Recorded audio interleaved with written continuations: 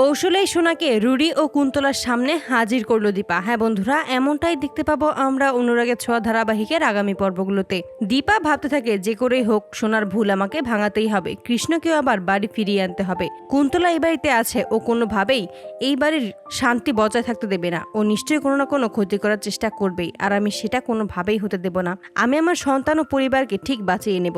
দীপা তখন প্ল্যান করে সে যে কোনোভাবেই হোক রুডিকে সোনার সামনে হাজির করবে, রুডির সামনে সোনাকে নিয়ে যাবে। তবে এবার রুডির পর্দা সে ফাঁস করবেই, রুডির আসল উদ্দেশ্য সোনার সামনে তুলে ধরবে। দীপা কুন্তলার উপর নজর রাখে এবং জানতে পারে যে কুন্তলা বাইরে কোথাও যাবে। অপরদিকে কুন্তলা কোনোভাবেই দীপালিকে বিশ্বাস করতে চায় না। উর্মির সাথে যখন কথা বলতে আসে তখনই আড়াল থেকেই দীপা তাদের কথা শুনতে পায়। তখনই কুন্তলা উর্মিকে বলে, তুমি এখনো আমার কথা বিশ্বাস করছো না, তুমি এখনো কিন্তু খুব বড় ভুল করতে যাচ্ছ।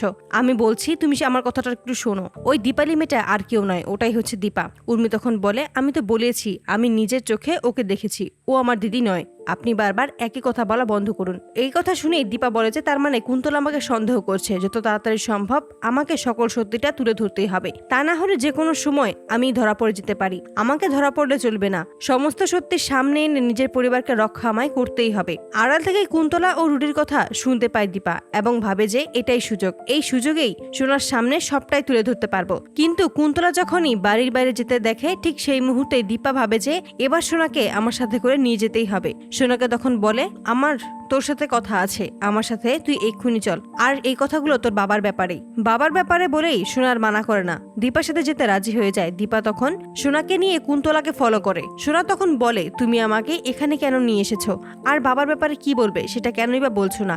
দীপা তখন বলে, আমি সবটাই বলবো, তুই শুধু আমার সাথে আয়। তখনই তারা একটা রেস্টুরেন্টে আসে এবং সেখানে এসে সোনাকে বলে, তুই চুপ করে থাকবি। হঠাৎ করে সোনা রুডির গলা শুনতে পায় এবং চারপাশে রুডিকে খুঁজতে থাকে। তখনই দীপা বলে যে চুপচাপ বসে কথাগুলো আগে শুনে নে, তারপর তুই যাকে খুঁজছিস তাকে খুঁজতে পারিস। তখনই সোনা দীপার কথা মতো সেখানে বসে থাকে এবং রুডি ও কুন্তলার সমস্ত কথাই শুনতে থাকে। সোনা বুঝতে পারে যে রুডি এতদিন তার সাথে মিথ্যে নাটক করেছে শুধুমাত্র সেনগুপ্ত পরিবারকে ফাঁসানোর জন্য।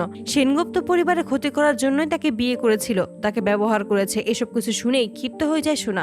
রুডির আসল উদ্দেশ্য সোনার কাছে প্রকাশ পায়। তো বন্ধুরা, তোমরা এটাই তো চাও যেন এভাবেই কৌশলেই সোনাকে রুডি ও কুন্তলার সামনে হাজির করে রুডির আসল উদ্দেশ্য যেন সোনার সামনে তুলে ধরতে পারে দীপা। কমেন্টে জানাও। আর নিয়মিত আপডেট পেতে আমাদের চ্যানেলটি এক্ষুনি সাবস্ক্রাইব করে পাশে থাকো। ধন্যবাদ।